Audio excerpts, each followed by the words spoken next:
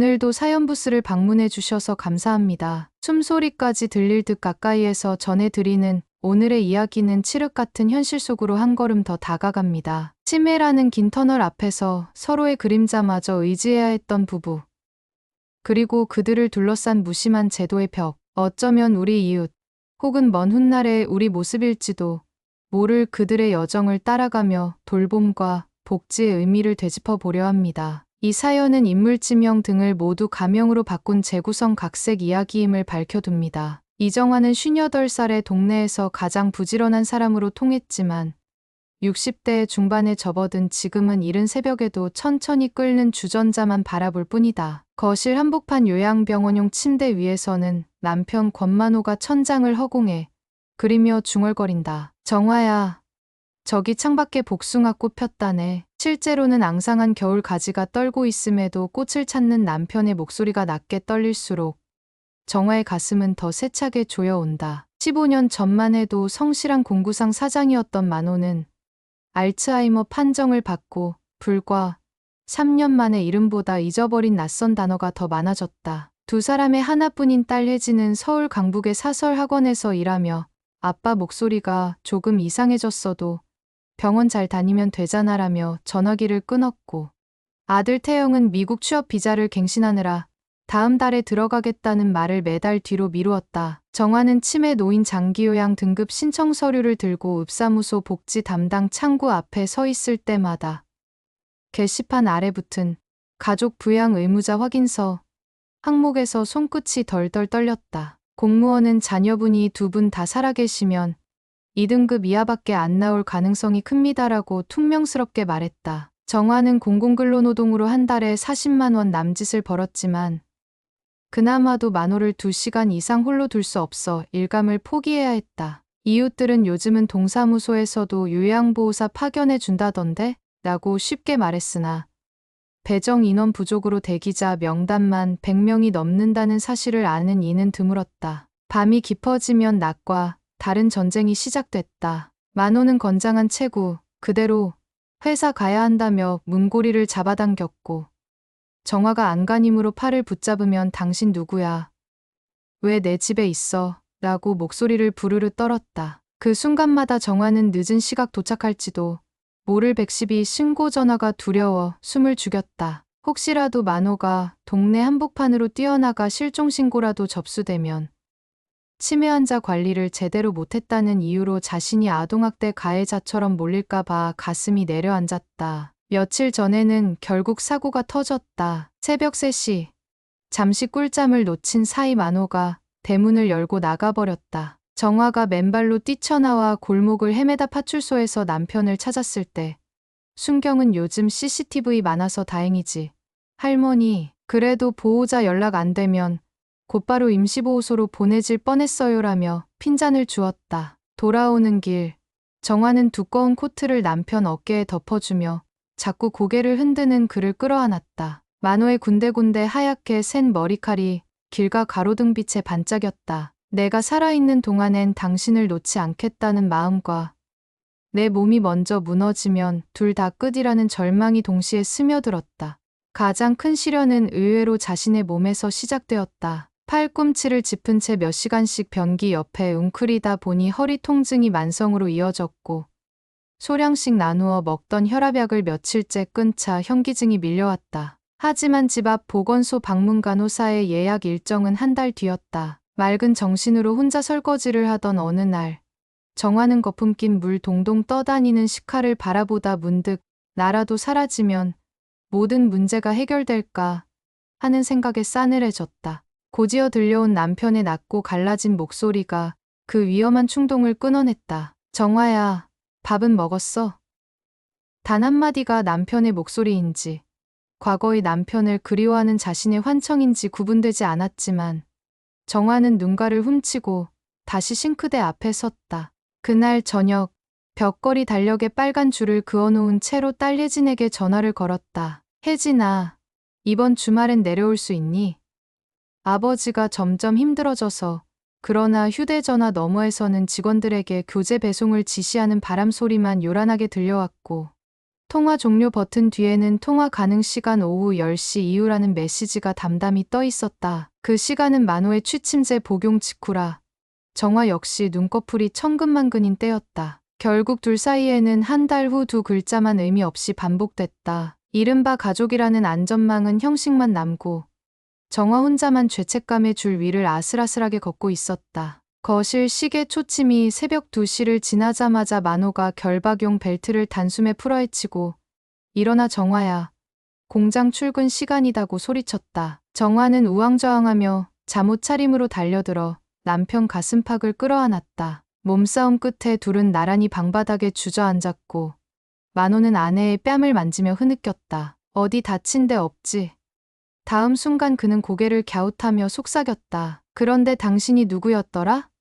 정화의 눈가에 맺힌 눈물이 바닥으로 한 방울 떨어졌다. 정화는 파출소를 다녀온 다음 날 아침부터 남편의 손목에 부드러운 패브릭 벨트를 새로 채웠다. 낯설지 않은 불안이었지만 이번에는 심박이 땅속으로 꺼지는 느낌까지 따라왔다. 이웃 김 여사가 시장 가는 길에 들려 요즘은 동주민센터에서 긴급 돌봄 해준다더라고 말했지만 정화는 이미 5번째 신청이 반려된 경험이 있었다. 사유는 늘 동일했다. 보호자 유, 재산 차량 보유라는 체크 표시. 사실 그 차량은 고향집 담장 밑에서 거미줄만 키우는 20회 넘은 경유 트럭인데도 전산 자료에는 여전히 승합 화물로 기재돼 있었다. 정화가 담당 공무원에게 트럭 사진이라도 직접 보여주겠다며 낡은 휴대전화 화면을 들이밀자 그 옷차림 그대로 다시 사진을 찍어 온라인 민원에 첨부하라는 답이 돌아왔다. 점심 즈음 만호가 이유 없는 웃음을 터뜨리며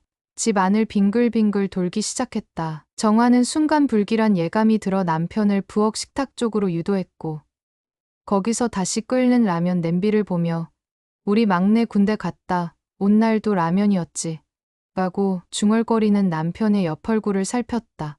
말 못할 슬픔보다는 지금 당장 눈앞에 놓인 라면이 넘치지 않게 불을 줄여야 한다는 현실이 먼저였다. 얼큰한 국물을 한 숟가락 떠서 남편에게 내밀었지만 만호는 혀끝을 몇 번 굴리더니 이내 어린아이처럼 입을 꾹 다물었다. 치매 이후 처음 겪는 음식 거부였다. 그러고는 갑자기 손가락으로 공중에 무언가를 쓰듯 움직이며 여기 가려면 차표 사야지라고 중얼거렸다. 정화는 숟가락을 내려놓고 남편의 손을 맞잡았지만 그 손끝이 곧 허공을 향해 허우적거리며 떨리는 모습을 보며 심장이 내려앉았다. 그날 오후 보건소 방문 간호사가 예정보다 일찍 도착했다. 젊은 간호사는 마스크 너머로 싱긋 웃으며 우선 기본 건강 체크부터 할게요라 했지만 혈압계를 팔에 감으려는 순간 만호가 손등으로 간호사의 손목을 쳐냈다. 정화가 허겁지겁 사과했으나 간호사는 위험행동이 반복되면 정신과적 폐쇄병동도 고려해야 해요라고 덤덤히 말했다. 폐쇄병동이라는 말이 입안에서 메아리 칠 때마다 정화의 시야가 흐릿해졌다. 잠시 뒤 간호사는 가족력이니 복약 이행률이니 복잡한 용어들을 빠르게 읊다가 마지막에 연락 가능 보호자란을 가리켰다. 정화가 적어놓은 딸과 아들의 해외 번호 옆에는 국외 체류라는 메모가 붉은 잉크로 덧씌워졌다. 간호사는 그 종이를 덮으며 사모님 같은 경우 지역 돌봄센터 연계도 어렵습니다. 가족 동의서가 필수라서요라고 덧붙였다. 문이 닫히자마자 정화는 부엌 의자에 주저앉아 숨을 몰아쉬었다. 거실 한복판에서 남편이 핏기 없는 미소로 점심 뭐야? 하고 물었지만 이미 라면 국물은 식어 그릇에 막이 앉아 있었다. 정화는 젖은 걸레로 바닥을 닦다 말고 고개를 들어 창문 너머 구름을 바라보았다. 구름이 늘어지며 해를 가리더니 거실이 순식간에 어둑해졌다. 그 어둠 속에서 벽시계 초침 소리만 또각또각 귀를 찔렀다. 다음 주말 기다리던 딸 혜진이 내려왔다. 매달 전세금 대출 이자를 갚느라 생활비가 빠듯하다는 말을 반복하던 혜진은 작은 숙소 가방 하나만 들고 문 앞에 섰다. 그런데 그녀는 거실 냄새를 맡자마자 손등으로 코를 가리고 환기가 너무 안 돼. 엄마, 도배도 새로 해야겠어라고 툭 내뱉었다. 정화는 머뭇거리며 먼저 아빠한테 인사부터 해라고 했지만 혜진은 고개를 돌린 채 휴대전화 카메라로 거실 벽면 곳곳을 찍었다. 그러곤 사진 첨부해야 구청에서 주거 환경 개선 지원 받을 수 있어라고 말했다. 만호 앞에서 대놓고 지원이니 도배니 하는 단어가 오가는 것이 마음에 걸렸지만 정화는 침묵으로 삼켰다. 혜진은 머무는 이틀 내내 서류 작성과 통화로 시간을 보냈다. 월요일 아침 다시 학원 수업 때문에 올라가야 한다며 이제 구청 담당자 연락 올 거야. 엄마도 핸드폰 꼭 받아라고 말했고 만호의 침대 머리맡에 스마트폰 충전기를 꽂아 놓았다. 하지만 정화는 보호 문제를 이유로 남편에게 휴대전화를 쓰게 할 수 없었다. 남편이 새벽에 무언가를 누르다 경찰서에 신고라도 하면 큰일이라는 불안에 결국 충전기는 빼두었고 구청 번호로 걸려온 전화를 받지 못한 채 하루가 지나갔다. 전화 연결 실패로 지원 심사가 일시 보류된 사실을 알게 된 혜진은 밤늦게 다시 통화를 걸어왔다. 엄마, 왜 전화를 안 받아? 내가 이러니까 지원이 밀리잖아. 정화는 변명 대신 숨죽여 사과만 되풀이했다. 그 비명 같은 사과 사이로 만호가 욕실 문을 두드리는 소리가 들렸고 정화는 황급히 전화를 끊고 남편을 부축하러 달려갔다. 욕실 바닥에서 남편은 바지를 제대로 내리지도 못한 채 앉아 있었고 울컥 솟구친 곤혹감이 정화의 목을 태웠다. 쓰러질까 봐 하체를 끌어안고 일어서려다 허리가 비명처럼 삐끗했다. 순간적으로 흐릿해진 시야 속에서 어깨까지 흘러내린 남편의 체중이 전부 자신의 척추로 내려앉는 느낌이 전해졌다. 진통이 시작된 이후로 정화는 당장 병원부터 가야겠다고 생각했지만 만호를 동반한 채 오래 기다릴 자신이 없었다. 도수 치료도, 약값도, 교통비도 전부 현금이었다. 현금 대신 카드를 긁자니 이미 지난달 요양용 기저귀와 미끄럼 방지 바닥재, 결제액이 한도를 초과했다. 그래서 결국 고작 파스 한 장으로 허리 통증을 버텼다. 며칠 뒤에는 왼쪽 손목까지 저리기 시작했는데 남편의 팔을 한번 당겨 세울 때마다 관절이 찌릿찌릿 불이 붙었다. 어느 목요일 밤 갑자기 벽걸이 텔레비전에서 노인 장기요양보험 예산 고갈, 서비스 축소 불가피라는 자막이 떠올랐다. 사회부 기자가 작은 사진 한 장으로 치매 환자 부부의 일상을 소개하며 복지 사각지대 해소가 시급합니다라고 말하는데 정화는 텔레비전을 향해 무의식적으로 웃어버렸다. 어쩐지 그 화면 속 노부부의 그림자가 마치 거울 같았다. 하지만 기자 멘트 뒤에는 곧이어 예능 프로그램 예고편이 튀어나왔고 한껏 들뜬 배경음악이 거실을 채웠다. 정화는 리모컨을 눌러 화면을 꺼버리고는 한동안 멍하니 검은 스크린에 비친 자신을 바라보았다. 결국 묻지도 따지지도 못한 채 살아가는 사람은 화면 밖 어디에도 통계로 잡히지 않는다는 사실이 그것이야말로 가장 무서운 공포처럼 느껴졌다. 다음 날 새벽 도어락 비밀번호를 누르는 소리에 깜짝 놀라 현관으로 달려나간 정화는 낯선 남자를 마주쳤다. 사회복지사라고 밝힌 그는 현장 실사 나왔습니다. 댁의 CCTV 설치 여부를 확인해야 해서요라고 말했다.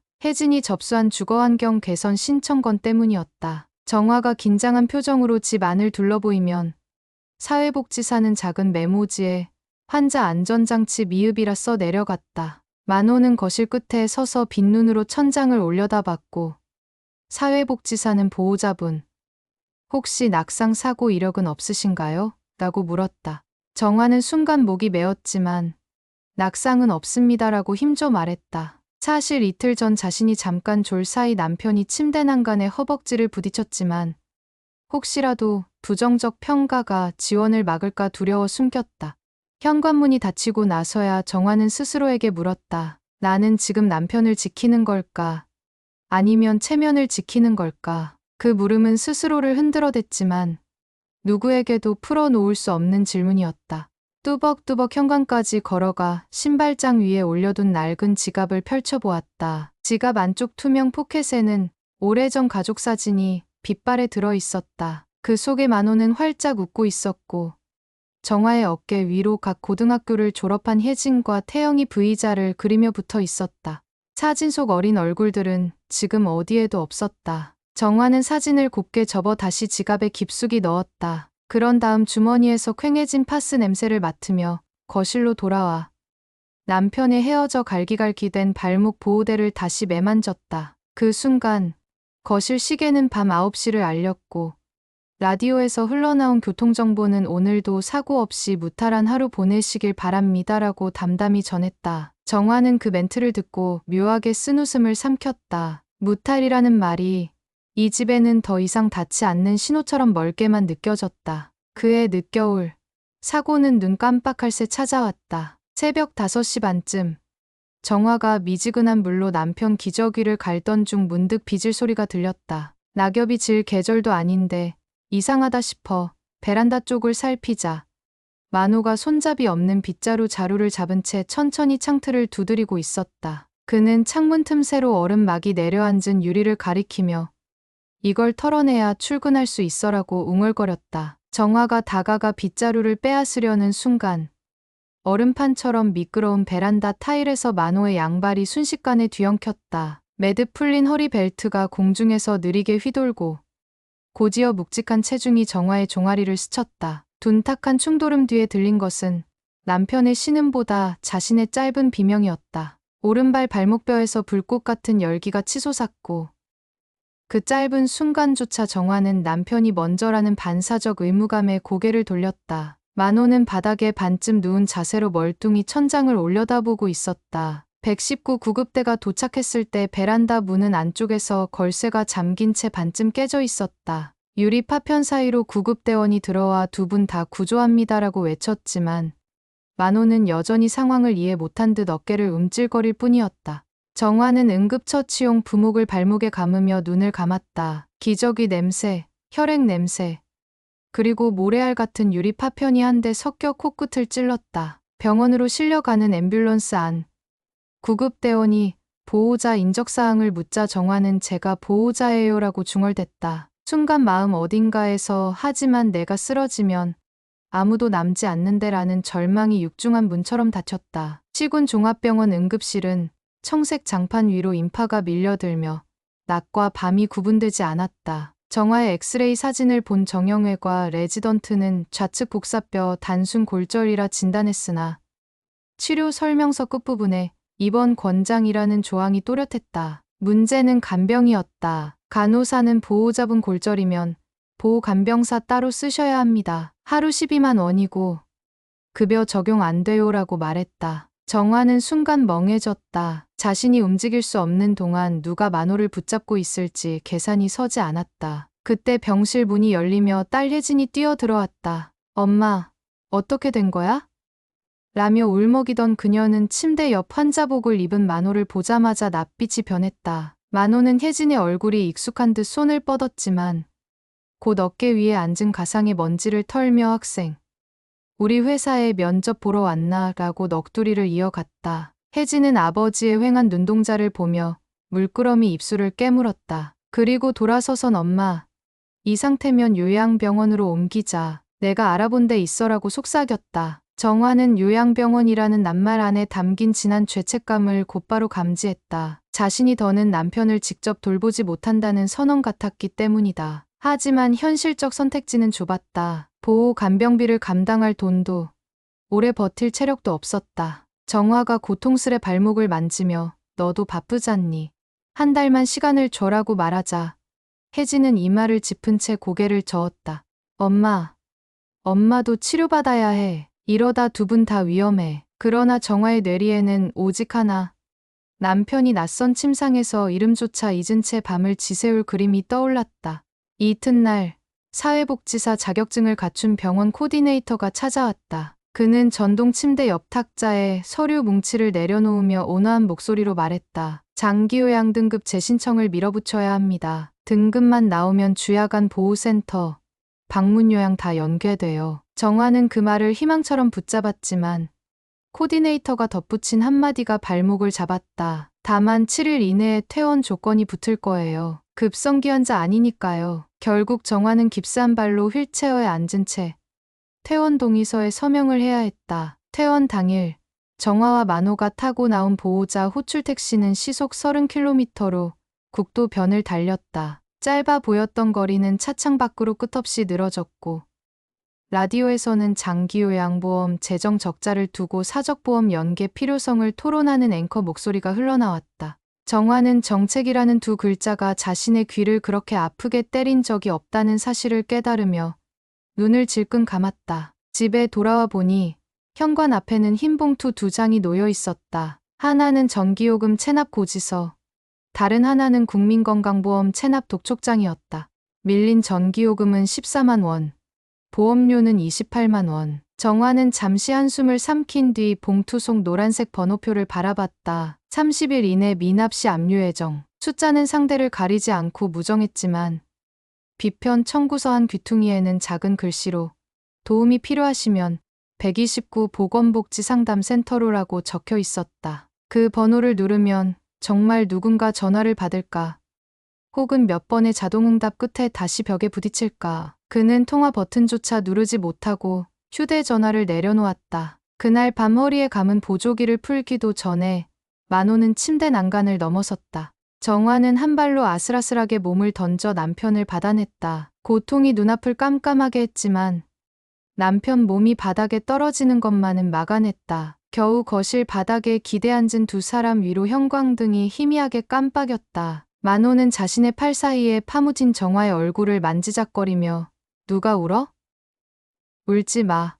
괜찮아라고 속삭였다. 그 목소리는 예전 10월 어느 날 종업원 월급을 제때 못 줬다며 마음 졸이던 공구상 사장이 아내에게 조금만 버티면 괜찮아질 거야 라며 토닥이던 그 음색과 놀랍도록 닮아 있었다. 순간 정화의 눈꺼풀 아래에서 온기가 터지듯 눈물이 흘러내렸다. 이 사람은 아직 여기 있다는 반가움과 언제까지 남아 있을까라는 불안이 모서리를 맞댄 채 그녀의 가슴 한가운데서 쿵하고 부딪혔다. 새벽 3시 허리 통증이 도저히 견딜 수 없을 만큼 번지자 정화는 남편을 재운 뒤 거실 소파에 웅크리고 누웠다. 그리고 처음으로 휴대전화 메모장에 단 한 줄을 적었다. 나는 오늘 돌봄의 방식이 아니라 생존의 방식을 배워야 한다. 그 문장을 반복해 읽자 베란다 쪽에서 어둠이 밀려들고 도로 위를 달리는 트럭 엔진 소리가 멀리서 굵은 나선처럼 감겨왔다.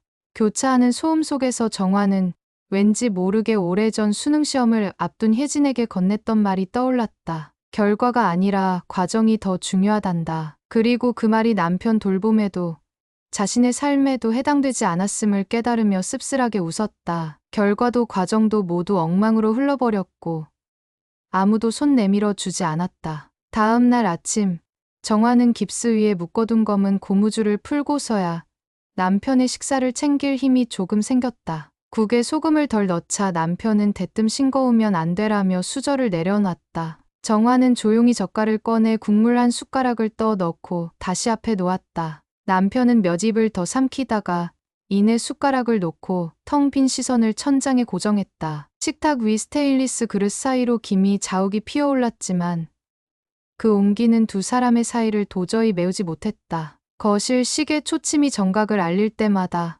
정화는 앞으로 맞닥뜨릴 재신청 서류, 통원치료, 체납 고지서를 동시에 떠올렸다.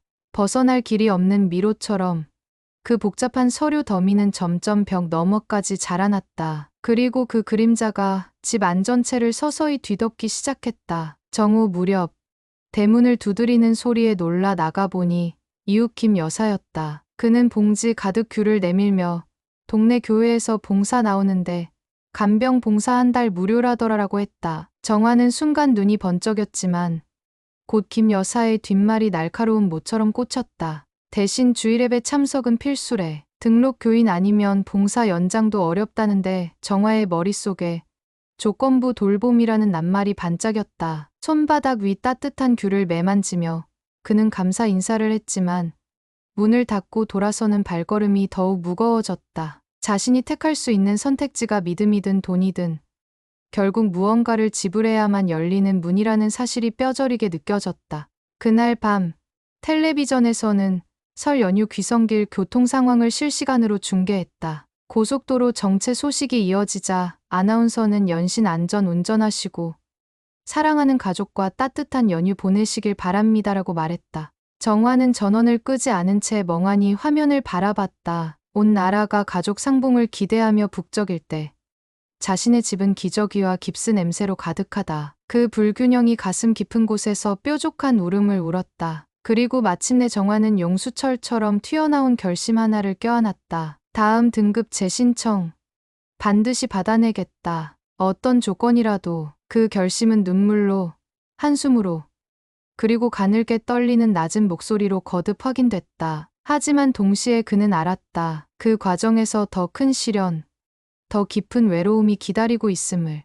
아직 고개도 들지 않은 폭풍이 발밑에서 바람처럼 꿈틀거리고 있었다. 장기요양 등급 재신청 날짜가 정해진 날.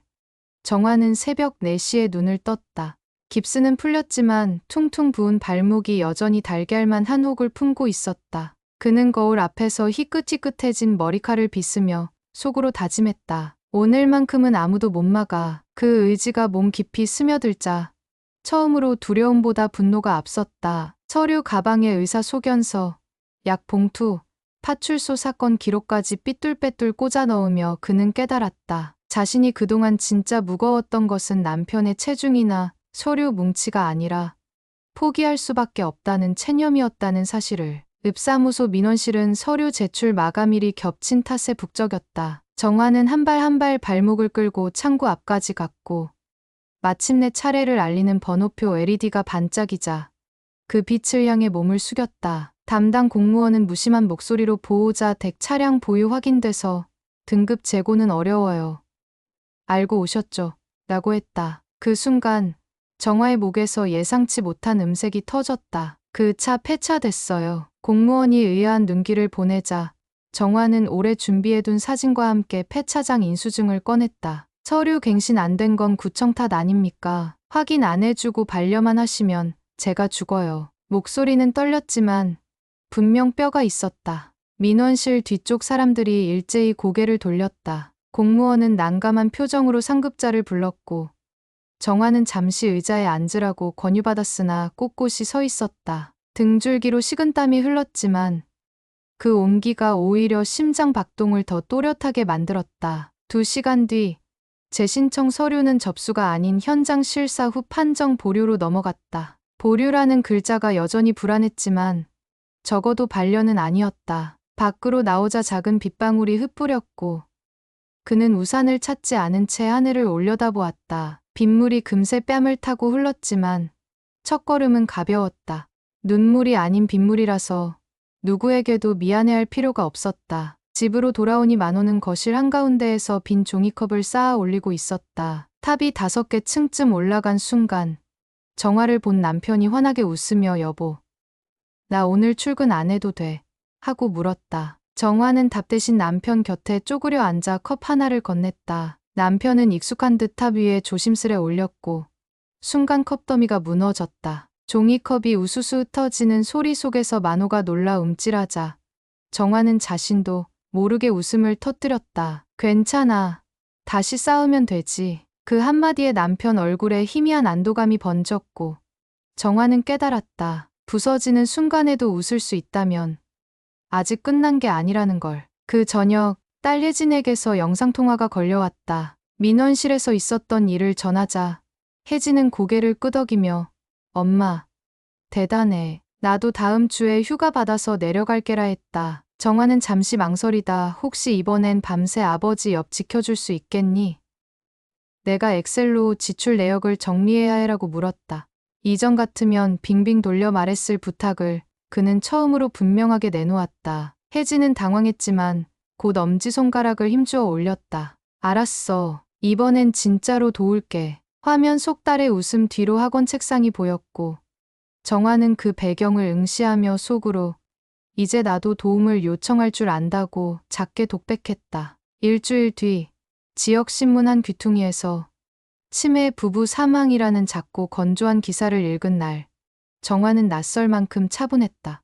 기사 속 부부는 자녀가 없었고 화재로 둘 다 숨진 채 발견됐다는 짤막한 내용뿐이었지만 그는 문장을 끝까지 사귀며 오래도록 눈길을 떼지 못했다. 가슴이 서늘해졌다. 우리가 먼저였을 수도 있겠구나. 그 공포는 동시에 결의로 바뀌었다. 자신과 남편이 통계의 뒷면으로 사라지기 전에 누군가 살아있다는 흔적을 더 크게 남겨야 한다는 씁쓸한 각성. 이튿날 그는 읍내 작은 복지관에서 운영하는 돌봄 가족 서클 모임에 발을 들였다. 문 앞까지 가는 대만도 4번쯤 돌아설 뻔했으나 문을 열자 휠체어 밀고 선 어르신 한 명이 먼저 고개를 끄덕였다. 낯선 공기에 손끝이 굳었지만 정화는 인사 대신 빈 의자에 가방을 내려놓았다. 사회복지사는 자조모임 안내 브로슈어를 나눠주며 오늘부터는 보호자분도 돌봄 받으셔야 해요라고 또렷하게 말했다. 그가 종이를 받아들며 느낀 것은 이상하게도 수치가 아니라 따뜻함이었다. 돌봄은 주고받는 거라는 말이 머릿속에서 맴돌았고 그와 동시에 마음속 깊은 곳에서 응어리 같던 외로움이 조용히 녹아내렸다. 집으로 돌아오는 길, 정화는 약국에 들러 자신의 혈압약을 새로 지었다.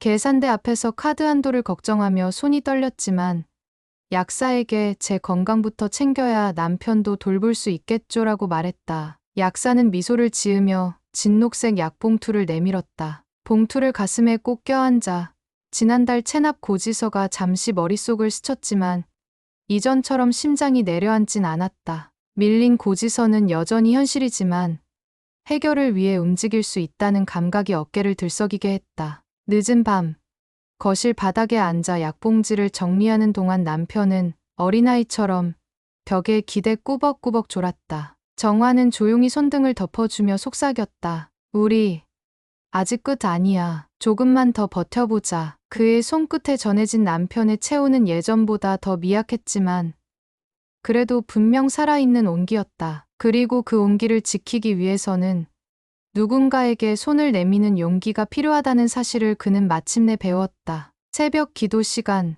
교회 종소리가 멀리서 울리자 정화는 무릎을 세워 창문을 열었다. 차가운 공기가 방 안가득 스며드는데도 그 바람은 이상하게도 고통이 아니라 해방처럼 느껴졌다. 어둠 속 거리 위 가로등 불빛이 희미하게 번지며 응달진 집들의 담벼락이 서서히 윤곽을 드러냈다. 그 빛 아래 정화는 폐차장 도장을 찍었던 서류를 떠올렸다. 분노로 시작된 행동이었지만 결국 삶을 움켜쥔 건 두려움이 아닌 변화의 의지였음을 실감했다. 그는 베란다 구석에 쌓아두었던 종이컵을 다시 꺼냈다. 남편이 낮 동안 장난삼아 모아뒀던 컵들까지 모조리 주워 탑 대신 길게 이어 붙였다. 그리고 컵 안쪽에 작은 쪽지를 한 장씩 끼웠다. 등급 재신청 완료, 혈압약 복용, 교회 간병 봉사 상담, 딸 휴가 일정. 그리고 마지막 컵에는 내일도 살아가기라고 적었다. 길게 이어진 컵 행렬은 베란다 창틀을 따라 구불구불 놓였고 창밖 첫 새벽빛이 컵 속 글씨를 살짝 비추자 정화는 낮지만 분명한 목소리로 혼잣말했다. 그래. 여기서부터 다시. 그때 마치 신호처럼 남편이 거실에서 기침을 했다. 정화는 발목을 살짝 돌려보고는 아픈 기색 대신 또렷한 발걸음으로 거실로 향했다. 창문 밖에서 첫 버스가 덜컹거리며 지나갔고 어두웠던 집 안벽은 차츰 옅은 푸른빛으로 물들었다. 하루가 또다시 시작되고 있었다. 그런데 이번 새벽은 고통보다 작은 기대가 더 빨리 가슴을 두드리는 듯했다. 이른 봄, 장기요양 등급 최종 통보서가 도착한 날은 흐린 빗줄기 사이로 미세먼지가 몽글몽글 떠다니던 오후였다. 봉투를 뜯자마자 정화는 숨을 들이마셨다. 1등급, 활자가 또렷했지만 믿기지 않아 종이를 반쯤 접어 다시 펼쳐보았다. 담당 공무원에게 전화하자 그조차 드물게 부드러운 톤으로 보호자님의 적극적 자료 제출 덕분이라 했다. 수학이 넘어 설명이 이어졌지만 정화의 귀에는 요란한 심장 고동만 터졌다. 그는 잠시 휴대전화를 허벅지에 내려놓고 거실 중심에 가만히 섰다. 오전 내내 뿌연 먼지 속에 갇힌 창틈이 비로소 활짝 열리듯 가슴 깊이 막혀있던 두꺼운 유리가 사르르 갈라지는 기분이었다. 등급 통과가 곧바로 돌봄으로 이어지지는 않았다. 방문 요양센터 매칭, 보호자 교육, 간호사 사전 면담 같은 절차가 층층이 남았다. 하지만 이번에는 달랐다. 절차라는 단어가 장애물이 아니라 다리를 뜻하는 듯했다. 복지관 자조모임에서 만난 70대 김 노인은 처음엔 서류 지옥 같아도 한 단계만 넘으면 숨통이 트인다라고 말했다. 정화는 그 말을 노트에 옮겨 적고 비닐 커버를 씌웠다. 작고 낡은 노트였지만 그날 이후 페이지마다 기록이 빼곡히 채워졌다. 날짜, 담당자 이름, 통화 시간, 필요한 서류 목록까지. 그는 스스로를 돌봄 수행원이라 부르며 복잡한 절차를 남편을 위한 작전이라 생각했다. 딸 혜지는 약속대로 금요일 밤 첫 고속버스를 타고 내려왔다. 정화가 방문 요양사 교육 때문에 외출한 사이 혜진은 집안을 정리하며 남편을 돌보았다. 저녁 무렵 돌아온 정화는 부엌에서 환기팬 소음을 뚫고 들려오는 낯선 웃음소리에 귀를 기울였다. 거실에 들어서니 혜진이 남편 손에 사각 지점토를 쥐어주고 있었다. 만호는 둔탁한 감각으로 지점토를 조물조물 굴리다 문득 색연필을 가져와 굵은 선을 그렸다. 그 선은 엉성했지만 오래전 그가 딸의 미술 숙제를 도우며 웃음 지을 때와 똑같은 표정이 깃들어 있었다. 정화는 그 장면을 바라보다 눈시울이 뜨겁게 달아올랐고 혜진은 아빠, 왠지 탑을 또 만들고 싶으시대라며 눈을 찡긋했다. 종이컵 대신 지점토 탑, 그 앞에서 세 사람은 오랜만에 동시에 숨을 고르며 미소를 나눴다. 저녁 식탁에는 간만에 고등어 조림 냄새가 퍼졌다. 혜진이 양념장을 진하게 졸인 덕에 남편도 숟가락을 꽤 여러 번 들었고 정화는 옆에서 살짝 간을 보태며 음식이 코끝까지 향이 와야 드신다더라라고 중얼거렸다. 반찬 그릇이 비워질 때마다 혜진이 작은 환호성을 지르자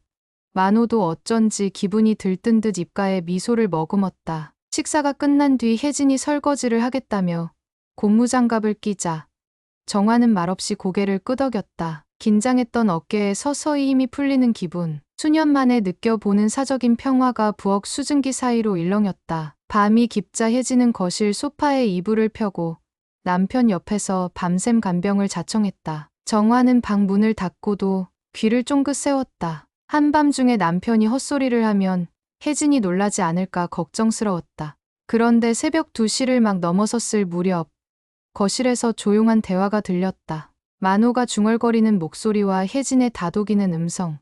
아빠, 여기 집이야. 편히 누워요. 그래. 혜진이는 학교는 잘 다니고?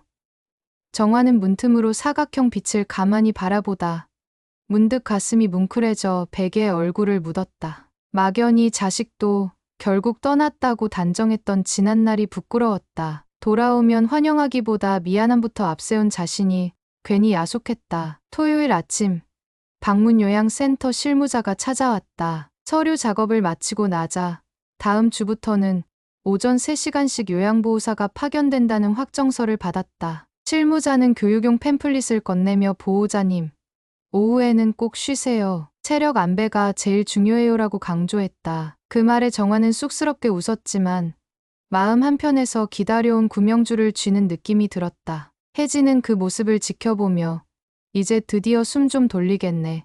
엄마라며 안도의 한숨을 내쉬었다. 둘 사이를 지나친 바람이 훈훈했다. 그 바람 속에는 뾰족한 원망도 모호한 죄책감도 없이 오직 다독거림만 맴돌았다. 요양보호사 배정 하루 전날 정화는 복지관 자조 모임에서 마신 미숫가루 맛을 떠올리며 남편에게 작은 컵에 미숫가루를 타 주었다. 남편은 첫 모금을 넘기더니 문득 고개를 들어 정화야. 예전에 내가 모내기 끝내고 해질녘에 해줬던 그거네라고 말했다. 정확히 끊긴 기억이 굴러나온 순간 정화는 두 손으로 컵을 꼭 잡아주며 그래. 그때 우리 둘 다 허리 펴지도 못했지라고 속삭였다. 그 대화는 몇 초 만에 끊겼지만 마치 두 사람만이 아는 암호처럼 묵직한 온기를 남겼다. 늦은 오후 혜진은 서울로 돌아갈 버스 시간에 맞춰 짐을 꾸렸다. 현관 앞에서 신발끈을 고쳐 묶으며 머뭇거리던 딸에게 정화는 살포시 손을 올렸다. 바빠도 일주일에 한 번 영상통화라도 해. 혜진은 눈시울을 적신 채 엄마도 아빠도 이제 우리 같이 버틸 거야 라고 대답했고 만호는 혜진이 내민 손등을 두어 번 토닥였다. 버스가 떠난 뒤 현관문을 닫자 순간 집이 허전했지만 이전과 같은 절망적 적막은 아니었다. 매주 올 영상통화 그리고 내일부터 올 요양보호사 작은 기대가 큰 용기를 끌어올렸다. 그날 밤 한동안 꺼둔 텔레비전을 켜니 다큐멘터리에서 국가 돌봄 확충 정책 간담회를 중계하고 있었다. 사회부 장관이 치매 국가 책임제를 본격 가동하겠다는 선언을 하자 정화는 리모컨을 조용히 내려놓았다. 화면 속 정치인 말투는 여전히 멀게만 들렸지만 불과 며칠 전만 해도 닿을 수 없었던 세계가 지금은 한 발 가까워진 듯했다. 그는 텔레비전을 끄지 않은 채 거실 바닥에 종이컵을 다시 모았다. 이번엔 남편이 함께 쌓았다. 마음이 급한 사람처럼 컵을 던지다시피 올리기도 했지만 두 사람은 무너지면 다시 올리며 키득거렸다. 컵탑이 쓰러질 때마다 정화는 괜찮아. 또 하면 되라고 말했다. 그 말은 남편에게만이 아니라 과거의 자신에게도 보내는 위로 같았다. 밤 11시 침대에 눕힌 남편이 잔잔한 숨을 고르자 정화는 작은 탁자에 노트를 펼쳤다. 오늘 해야 할 일 옆칸에 작은 체크 표시가 빼곡했다. 그리고 빈칸 하나 아래 새로 썼다. 내 체납 건강보험료 상담 신청. 옛날 같으면 몸을 떨며 망설였을 일인데 이제는 무언가를 요청하는 것 자체가 두렵지 않았다. 기대할 수 있는 관계, 손 내밀 수 있는 제도, 말할 수 있는 언어가 생겨났기 때문이다. 새벽녘, 바스락거리는 종이컵 소리에 눈을 뜨니 남편이 베란다 문 앞에서 잔잔히 손을 흔들고 있었다. 잠이 안 와서 바람 좀 쐬려는데 괜찮지? 정화는 창문으로 여린 바람을 흐르게 하며 기지개를 켰다. 별빛과 가로등빛이 뒤섞인 거리는 아직 캄캄했지만 머지않아 아침이 올 것을 아는 사람처럼 둘은 말없이 창밖을 바라보았다. 그 고요 속에서 정화는 어깨를 가볍게 두드렸다. 뼈마디는 여전히 쑤셨지만 마음은 서서히 스프링처럼 탄력을 되찾고 있었다. 잠시 후 거실 시계가 자정을 알리자 정화는 작은 목소리로 남편에게 말했다. 우리 오늘도 무사했네. 내일도 해보자. 남편은 고개를 들며 내일도? 하고 되묻더니 이내 창밖 어둠 속으로 시선을 돌렸다. 그 눈빛이 긴 어둠을 건너 밝은 쪽을 찾는 아이처럼 투명해 보였다. 정화는 창문을 살짝 더 열어두고 바람이 타고 온 아스라한 나무 냄새를 깊게 들이마셨다. 이제 집 안의 공기는 기저귀 냄새 대신 산뜻한 새벽 이슬향을 조금씩 담아가고 있었다. 육부반전 사이다. 카타르시스. 봄꽃이 갓 떨어진 초여름. 요양보호사 박은정이 첫 파견 날부터 기적처럼 집 안 공기를 바꿨다. 그는 들어오자마자 남편 권만호를 향해 밝게 오늘은 바다 산책 어때요? 라고 건넸다. 정화는 깜짝 놀라 밖까지 모시고 나가긴 어려워요라고 말했지만 은정은 부드럽게 웃으며 접이식 휠체어를 펼쳤다. 보호자님, 바닷가까지 차로 10분이래요. 바람 한 번 쐬면 밤잠이 달라져요. 그 말에 정화는 오래 숨겨둔 갈망이 툭 터졌고 결국 세 사람은 작은 승합차에 올랐다. 창문 밖으로 해안도로가 펼쳐지자 남편의 눈동자가 흔들렸다. 그는 조수석 창에 반사된 바다빛을 손바닥으로 가만히 쓰다듬더니 낮게 중얼거렸다. 정화야, 우리 예전에 낚시하러 왔던 곳 맞지? 수년 동안 거실 벽만 바라보던 남편에게 바닷바람은 고무풍선처럼 가슴을 부풀렸다. 은정은 모래사장 가장자리에 휠체어를 멈추고 작은 비눗방울 통을 꺼냈다. 햇살과 바람이 교차하자 방울이 사방으로 퍼졌고 만호가 두 손을 올려 따라가듯 허공을 짚자 정화는 그 장면을 숨죽여 바라봤다. 잠시 뒤 만호가 빙긋 고개를 돌려 우리 아들 내 친구들 이거 좋아했잖아라고 말했을 때 정화는 그가 여전히 가족의 기억을 어딘가 품고 있음을 새삼 깨달았다. 바닷바람에 실려온 기억 파편이 두 사람을 감싸고 정화는 눈가를 적셨지만 이번 눈물은 후회가 아닌 안도였다. 아직 여기 있다는 사실이 모래알처럼 손끝을 간지렸다. 돌아오는 길, 은정은 차 안에서 요양센터 실장과 통화를 이어갔다. 대기 중이던 주야간보호 프로그램을 일주일 내로 연계하고 의료재활 프로젝트에도 지원할 수 있다는 소식이 들려왔다. 더욱 놀라운 건 등급 상향으로 발생한 본인부담금, 추가 면제 대상이 되었다는 문구였다. 정화는 그제야 휴대전화를 붙잡은 손에 힘이 빠졌다. 몇 달 전 체납 독촉장을 울며 구겼던 손으로 이번엔 보조금 승인 메시지를 받았다. 숫자는 같은 숫자였지만 무게가 달랐다. 이제 숫자 뒤에는 벽이 아니라 다리가 놓여 있었다. 이튿날 오전 복지관 자조 모임에 나간 정화는 새로 온 지역신문 기자를 만났다. 기자는 치매 국가 책임제 현장 점검 기사의 실제 사례를 싣고 싶다며 인터뷰를 제안했다. 처음엔 고개를 저었지만 정화는 은근한 떨림 속에서 남편의 바닷가 모습을 떠올렸다. 우리 얘기가 누군가에겐 도움될까요?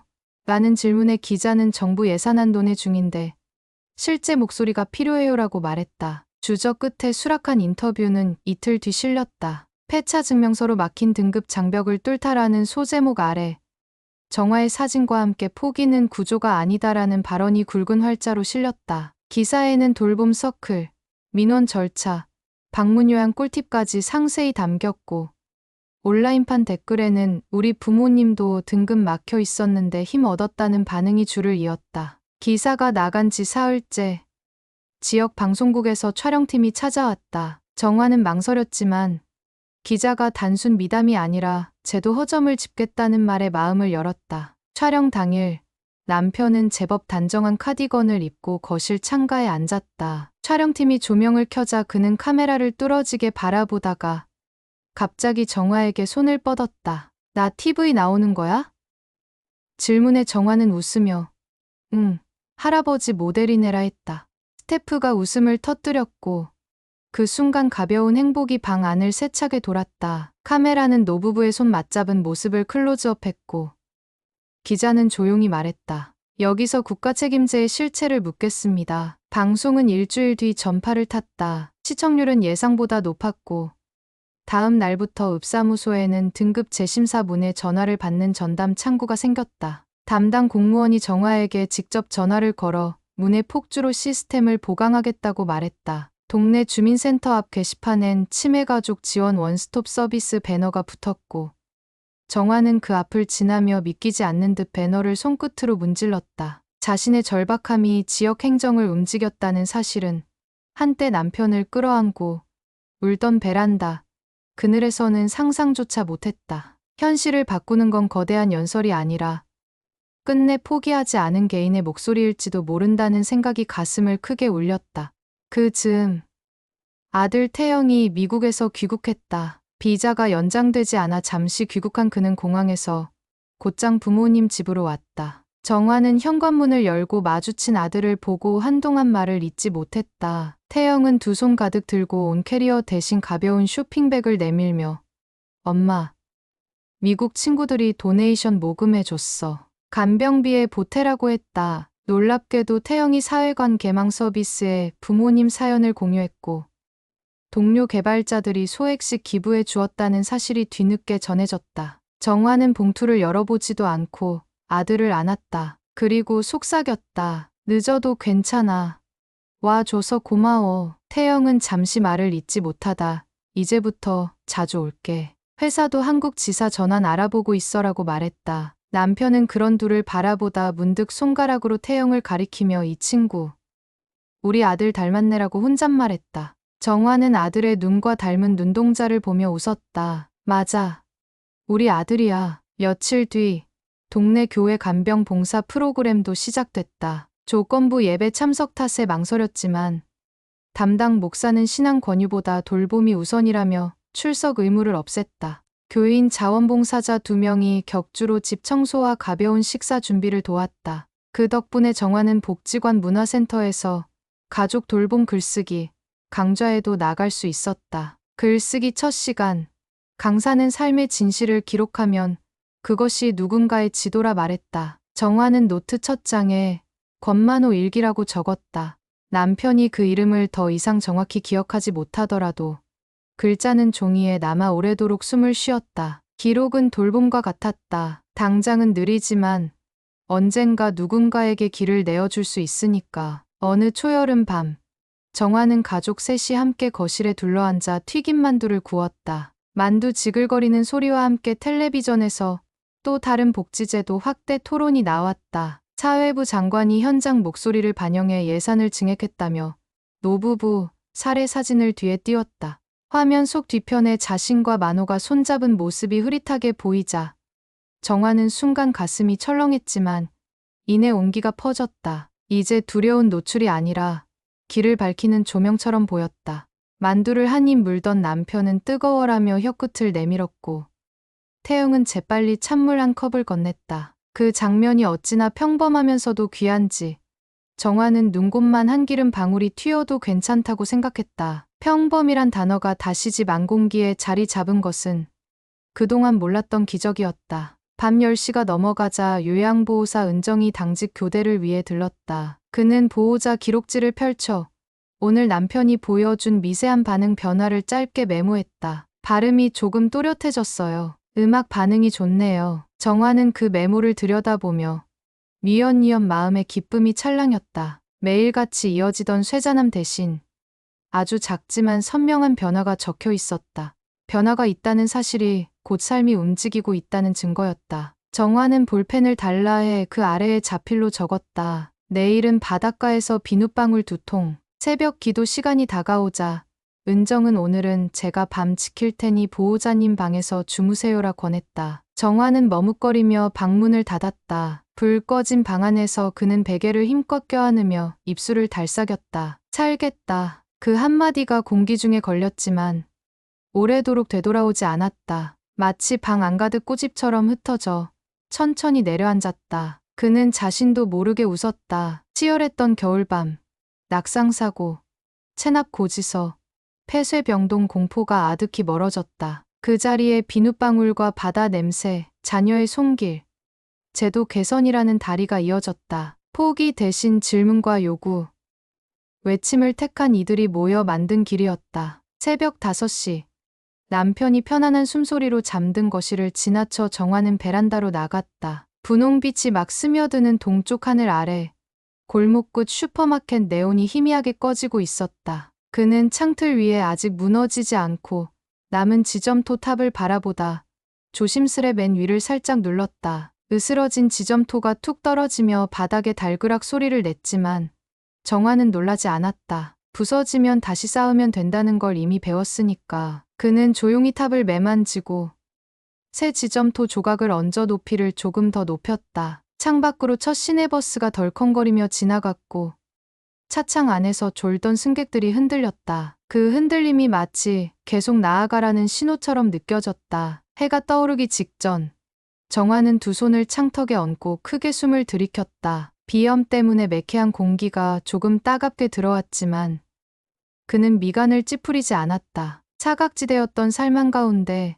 스스로 만들어낸 작은 광장이 번지고 있었다. 그리고 그 광장을 더 넓히기 위해 오늘도 해야 할 일을 생각했다. 남편과 함께 바닷가에 나가 비눗방울 2통을 쓰고 복지관 서클에서 새로 합류한 보호자에게 민원 팁을 알려주고 보험료 상담 전화를 걸고 밤에는 글쓰기 수업 과제를 마칠 것. 먼 길 같았던 하루가 또렷한 목록으로 바뀌자 세상이 조금 덜 두려워졌다. 동쪽 하늘의 첫 햇살이 그 흐름을 걷어내자 정화는 속삭였다. 오늘은 어제보다 나아. 그 말이 바람을 타고 베란다 구석까지 스몄고 바다에서 퍼올린 짭조름한 기억이 집 안으로 흘러들었다. 그는 거실로 돌아와 아직 잠든 남편의 이마에 손을 얹었다. 부드러운 피부, 약해진 맥박, 모두 현실의 무게였지만 이제는 혼자가 아니었다. 그동안 자신을 채웠던 공포 대신 다른 감정이 자라나고 있었다. 눈에 보이지 않지만 분명 존재하는 작은 불씨. 그 불씨가 하루하루를 밝혀 위로 갔던 어둠 속에 길을 새겨 넣고 있었다. 그리고 정화는 알았다. 내일도 길은 계속 이어질 것이라는 사실을. 온전히 여름이 오려면 아직 며칠이 모자랐다. 그새 남편 권만호의 머리카락은 한층 휘어졌지만 아침마다 정화와 함께 베란다 창을 여는 일은 빠지지 않았다. 어느 날 방문 요양사 박은정이 오늘은 음악 회상 치료를 해보죠라며 카세트 플레이어를 가져왔다. 테이프가 돌아가며 흘러나온 1980년대 트로트 반주의 만호가 미약한 목소리로 후렴을 흥얼대자 정화는 숨도 못 쉬고 귀를 기울였다. 가사 한 줄을 놓칠 새라 정화가 살포시 박자를 맞추자 만호는 노래 끝에 손뼉 2번을 탁 맞췄다. 요양보호사가 박수 첨가 3회째 성공이라고 적힌 기록지를 보여주자 정화는 코끝이 뜨거워졌다. 세상은 여전히 거칠었지만 그 기록지 안에서만큼은 진정과 돌봄이 정확히 측정되고 있었다. 주야간보센터를 처음 이용한 날 센터 버스가 골목에 들어오자 만호는 안전벨트를 만지작거리며 오늘은 친구 생기려나라고 중얼거렸다. 벨트 잠금음이 찰칵 울리고 문이 닫히자 정화는 버스 뒷공무니를 오래 바라봤다. 남편 없는 집은 낯설 만큼 조용했지만 창밖의 초록빛이 처음으로 눈에 들어왔다. 그는 불이 나게 책상으로 가 체납 보험료 상담 전화를 걸었고 분할 납부가 승인됐다는 답을 받자 한 손으로 의자 등받이를 두드렸다.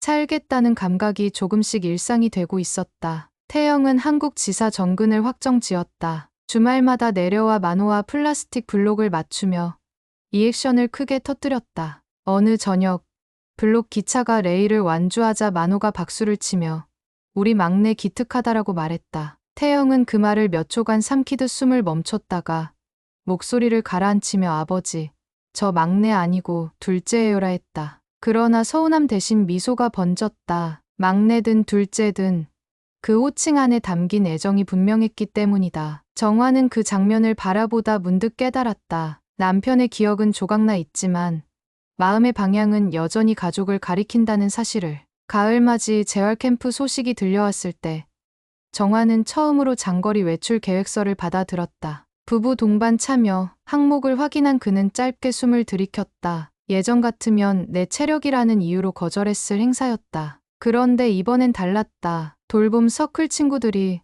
우린 순번제로 서로 도울 거야 라며 일정을 맞춰줬고, 딸 예지는 학원 강의를 동료에게 부탁하며 엄마, 기왕이면 1박 2일로 다녀와라고 등을 떠밀었다. 결국 버스 좌석표를 손에 넣은 날 밤, 정화는 출발 시간을 여러 번 확인하다 웃음을 터뜨렸다. 그때 남편이 다가와 우리 여행 가나 라고 물었고, 정화는 흔들리는 목소리로 그래, 우리 둘이 가는 거야 라고 대답했다. 말끝에 담긴 설렘이 오래전 신혼여행 짐을 꾸리던 밤과 닮아 있었다. 재활캠프 첫날, 숲길을 따라 데크가 놓여 있었다. 휠체어 바퀴가 나무 판자 사이를 달그락거리며 지나갈 때마다 가을빛이 반짝였다. 프로그램 중 감각 회상 코너에서 숲향을 담은 작은 향낭을 나눠주자 만호가 그것을 코끝에 대고 오래도록 숨을 들이켰다. 그리고 뜻밖에도 삼나무 냄새네. 우리 부산 공구창고도 이 냄새 가득했지라고 말했다. 정화는 울컥해 고개를 숙였지만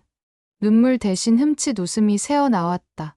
남편이 여전히 자신을 찾고 있음을, 그 기억길 위에서 두 사람이 다시 만나고 있음을 확신했기 때문이다. 캠프 마지막 밤, 참가자 가족들이 원형으로 둘러앉아 작은 등불을 들었다. 사회자가 각자 마음속 다짐을 불빛 위에 띄우세요라고 말하자 정화는 등불 속 작은 종이에 단 한 문장을 써넣었다. 끝까지 포기하지 않겠습니다. 등불을 띄우며 주변을 보니 자조 모임 친구들이, 그리고 방문 요양사 은정이, 뒤편 벤치에는 혜진과 태영이 서 있었다. 그 불빛들이 밤하늘로 천천히 올라가자 정화는 어둠 속에서도 또렷이 보이는 길이 있다는 걸 믿게 됐다. 집으로 돌아온 뒤 그는 베란다 창문에 환풍구 커버를 새로 달았다. 예전 같으면 비용을 걱정했겠지만 이번엔 직접 재료를 구입해 태영과 함께 나사를 조였다. 만호는 휠체어에 앉아 그 모습을 보며 우리 집 튼튼해지네라고 말했다. 그 한마디에 정화는 가슴 한복판이 따뜻해졌다. 집이 튼튼해지는 일이 곧 가족이 살아갈 공간을 지키는 일이라는 것을 그는 이제야 제대로 이해했다. 해질녘, 정화는 오래된 지갑 속 가족 사진을 꺼내 테이블 위에 놓았다. 빛바랜 사진 속 네 사람은 젊고 생기가 넘쳤다. 그는 새 휴대전화로 사진을 정성껏 스캔해 클라우드에 올린 뒤 복사본을 액자에 넣어 거실 벽에 걸었다. 남편이 그 액자를 바라보다가 저기 저 사람들 참 잘 어울리네라고 툭 내뱉었다. 정화는 우리 가족이야라고 했고 남편은 순간 눈을 가늘게 뜨며 그래, 내가 사랑한 사람들이지라고 속삭였다. 그 말은 비록 오래 머무르지 못했지만 정화의 가슴에는 오롯이 박혔다. 사랑이 기억보다 오래 간다는 사실이 그 짧은 한 문장에 담겨 있었다. 밤, 부엌 창문 너머로 가을벌레가 울었다. 정화는 저녁 약을 챙겨 남편에게 건네며 스스로에게도 작은 캡슐을 꿀꺽 삼켰다. 약봉투를 접어두고 노트 마지막 페이지에 오늘 날짜를 적었다. 그리고 천천히, 하지만 단호히 다음과 같이 썼다. 돌봄은 결코 혼자의 몫이 아니다. 함께 부를 때 벽이 아닌 다리가 완성된다. 사각사각 적히는 그 글씨 소리가 거실을 채울 때 정화는 알았다. 내일이 어떤 얼굴로 와도 자신은 더 이상 복지 사각지대에 서 있지 않다는 것을. 그를 둘러싼 사람과 제도, 그리고 스스로 세운 다리가 이어져 있었고 어둠 사이사이마다 작은 등이 켜져 있었다.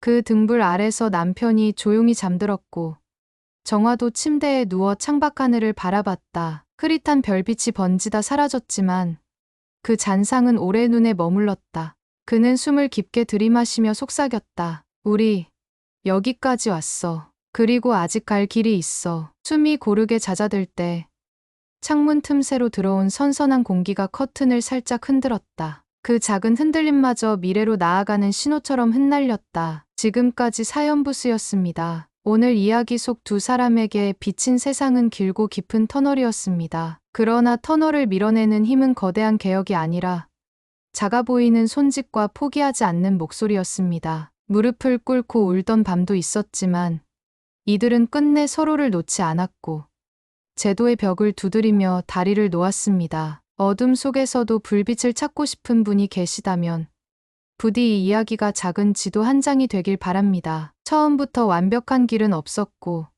종종 무너지는 탑을 함께 일으키며 내일로 옮겨 심은 마음들이 있었습니다. 우리 삶 역시 크고 작은 부서짐 속에서 다시 쌓이는 과정의 연속일지 모릅니다. 오늘 전해드린 여운이 각자의 밤을 조금이라도 밝히길 바라며 사연부스는 다음 시간에도 삶의 모퉁이에서 당신을 기다리겠습니다. 시청해 주셔서 감사합니다.